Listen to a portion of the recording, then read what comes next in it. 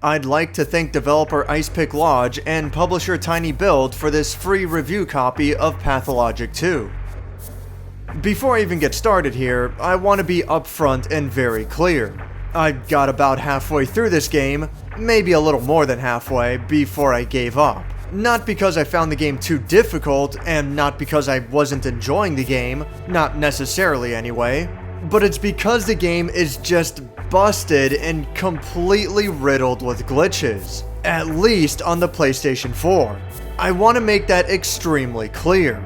I like this game, but as of June 25th, 2020, the PS4 version is not in a reasonably playable state. I can only assume that the original PC version is far more stable, and I think I would recommend the game on that platform. But for the PS4, forget it, man, it's a train wreck. But I'll do my best to cover what I can. The story of Pathologic 2 is presented in two layers. The overall setting is shown to be a stage play, with the director belittling your poor performance at the game, and featureless characters in white masks act as the inner thoughts of both the player and other characters, as well as performing other minor tasks around the main narrative, from something as simple as tutorials to explanations on character thoughts and motivations, and it's really well done. The other layer of the story is where the actual plot takes place. During some nondescript time period, I think it's during World War I, the protagonist, Artemy Burak, was studying to be a surgeon until he gets a summons from his father to return home after being away for several years. On the day of his arrival, Burak finds his father murdered and he becomes a prime suspect. All the while many other issues rise up, including a strike by the local workforce and extremely late shipments of food, medicine, and other supplies by train. This finally culminates with the sudden appearance of a powerful virus that quickly spreads throughout the town, killing all that it infects. Burak's objectives include assuaging the townsfolk, finding his father's murderer, and discovering a cure for the virus, all before the government inquisition bombs the entire town in an effort to neutralize and contain the epidemic at the cost of everyone's lives. The dialogue, setting, and overall presentation is this game's strong suit. It's a very strange world that does a good job at making both the mundane and the strange coexist together naturally, and this is supported by some really good writing and characters. There's also a dialogue tree system, and most of the time, it seems like your choices don't matter at all. But other times, I'm pretty sure, the game sent me down a unique path. You never really know what you're gonna get, and it ended up naturally making me want to consider all of my dialogue options. If nothing else, it feels like the game pulled it off well. Or, at the very least, it's not so blatant about it like how Quantic Dreams or Telltale games tend to be. It takes a while until the story picks up and the game gets exciting, but the dialogue is always rich. Everyone loves to spout absurd riddles, but it's fun to untangle them and figure out the meaning between the lines. Or, at the very least, whatever meanings you can gather. My only major complaint about this is that this is a world where half the characters deny the more supernatural elements, such as shapeshifters and golems. They deny any viewpoint that isn't more so scientific and realistic. And yet, everyone's totally fine with these guys who just walk around the town and there are no issues apparently. Not to mention the occasional impossible physics and a couple of buildings and other odd things that rarely, if ever, get brought up.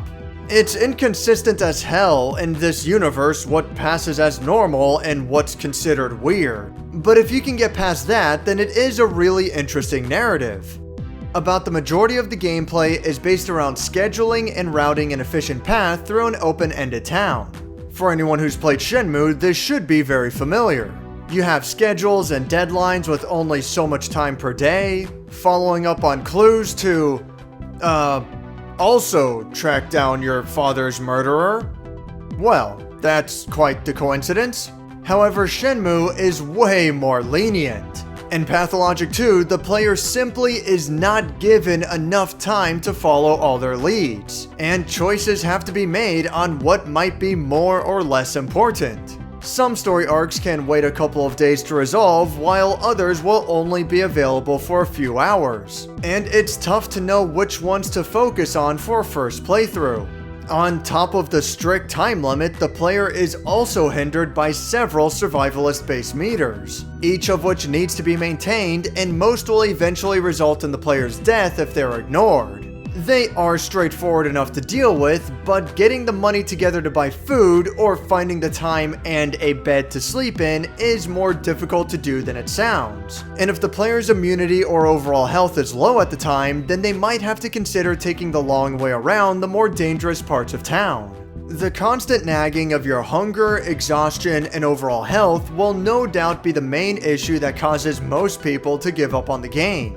It feels like you're always just barely making ends meet, and the game loves to throw curveballs to make sure the player is never comfortable. Eventually, around the third or the fourth day, things finally start to settle down a little bit, the player is given more opportunities to make money, it becomes easier to trade with the townsfolk, more beds to sleep in throughout the town become available, and all of this is when the game starts to get good.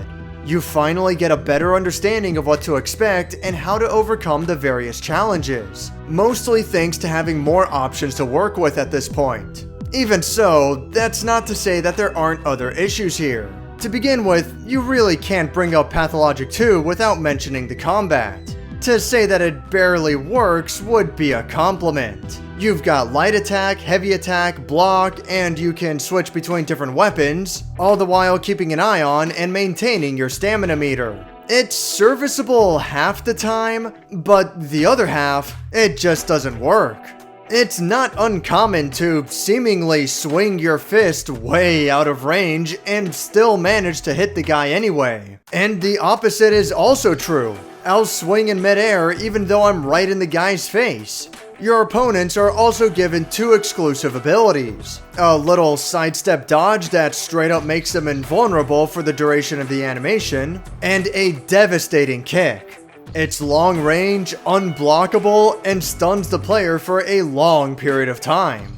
It's basically a death sentence if you get hit by this and the opponent wants to be aggressive. All of this is made even more dangerous if your opponents are using weapons, and you usually don't want to use weapons of your own. They break very easily, repair materials typically aren't readily available, and most of the weapons in the game are scalpels, which are necessary to perform autopsies. And scalpels also take damage during autopsies as well, so you have to be doubly sure to make sure they stay in good condition.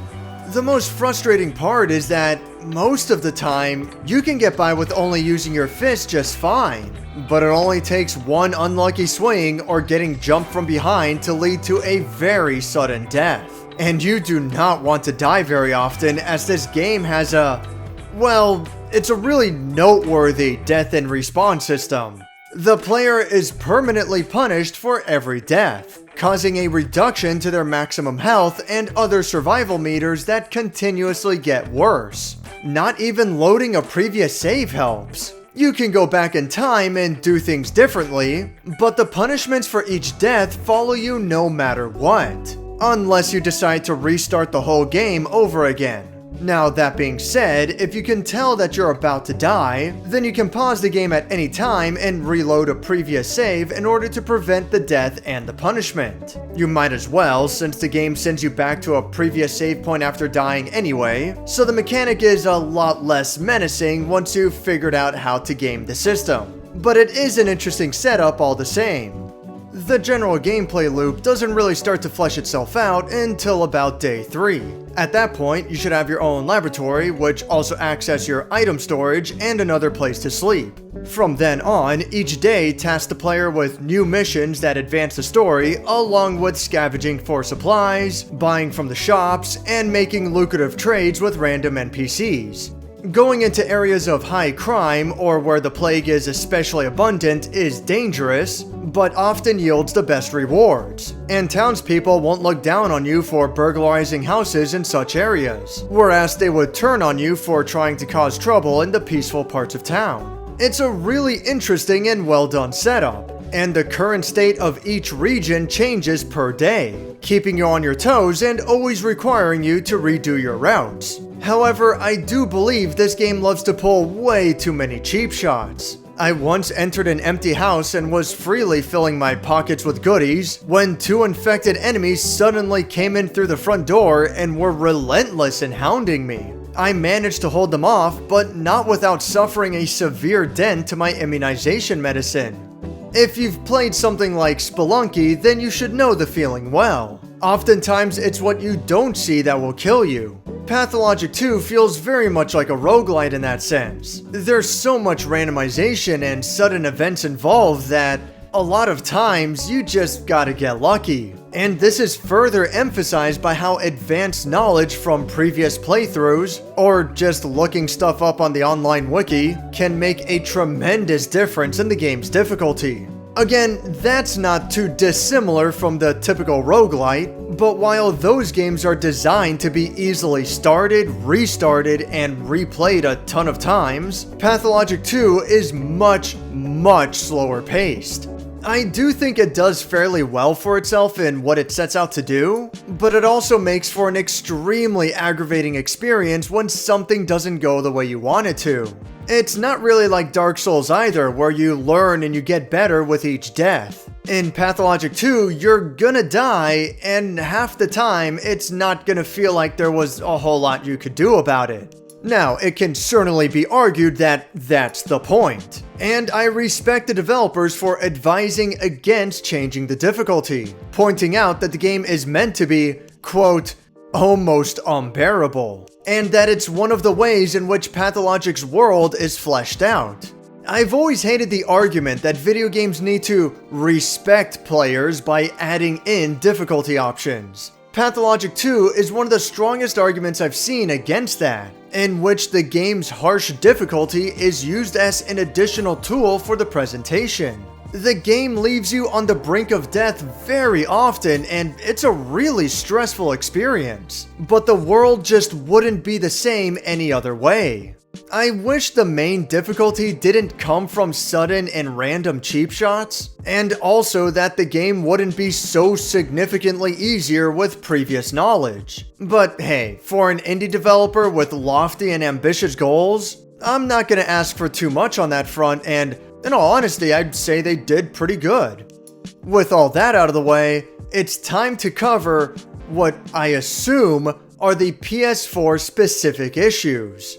To start with, the game has ludicrous load times. Normally, this wouldn't be that big of an issue. I like to think that I can be patient, but there is absolutely no consistency to be found here. The game takes forever upon the initial load. Okay, fine. Then it'll have to load every time you enter a different district or part of town. It's annoying, but okay. Open a door to a house? More loading times. Pick up an item and the game has to load? Are you serious? And the load times vary drastically. Sometimes I'll be able to enter a house without much of a problem, but other times I'll just sit there for nearly a minute, just to have the game tell me that the trash can was empty the whole time. Yeah, thanks for that.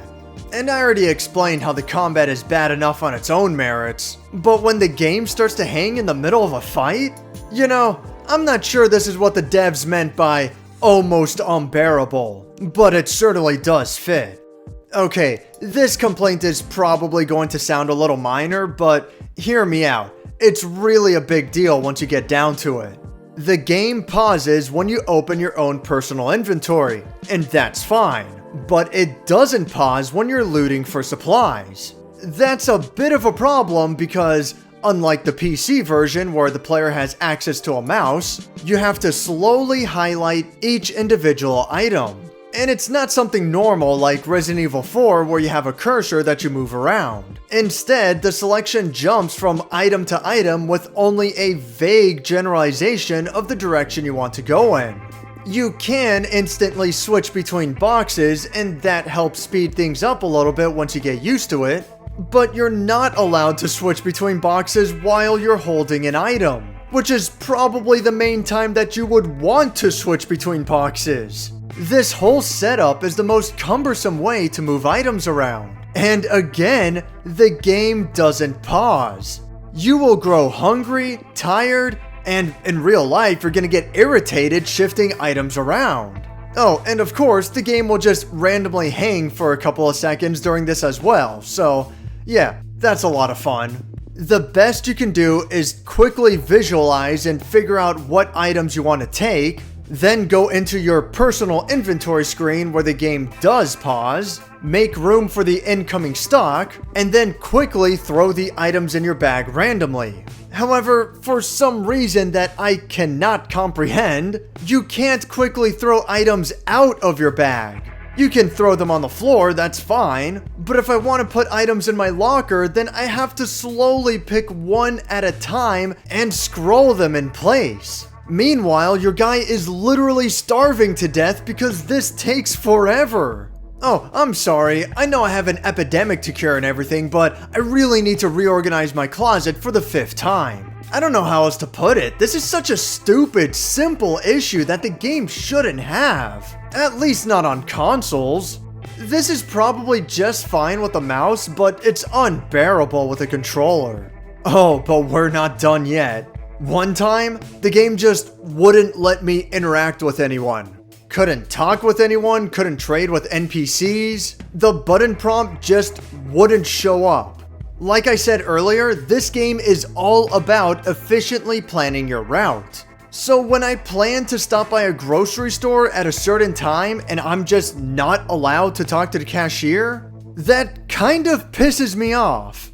Eventually, I figured out that closing and reopening the game will fix this glitch. So that's all my progress since the last save point just thrown into the trash. Seriously, this is completely no fault of my own. The game just has a little hiccup and now I lose like 2 hours of progress. But I suppose I should be grateful that the game didn't have a big hiccup. One time, the town's textures just wouldn't load and the collision detection just turned off or something. So yeah, just reload the previous save again, you big dumb idiot, and do that previous route again, and again, and again. This is what made me quit the game. I don't like the cheap shots that this game throws out, but I can live with it. I find the inventory management to be abysmal, at least on the controller anyway, but even with that, I still managed to make decent progress in the game. But then you have the absolute constant loading, the game-breaking glitches, and occasionally the game will just crash on you. Not even in the traditional manner, it'll just get stuck on a loading screen forever. Look, I want to go easy on these guys because they are an independent development team, and I do think that this game is really cool. But when something just doesn't work, like, we got a problem, man. I do want to recommend this on the PC, assuming that these issues don't carry over there as well. However, for the PS4 version specifically, it's borderline unplayable. If you're resilient and patient enough, then yes, you can eventually beat the game, but it's so aggravating that it gets to a point I gotta ask myself, is it even worth it? Forget it, don't even bother. Thanks for watching my review on Pathologic 2. And thanks again to Icepick Lodge and Tiny Build for giving me the opportunity to review this game. I'm sorry that I had a lot of bad things to say about it, but really guys, get your console version up to reasonable standards.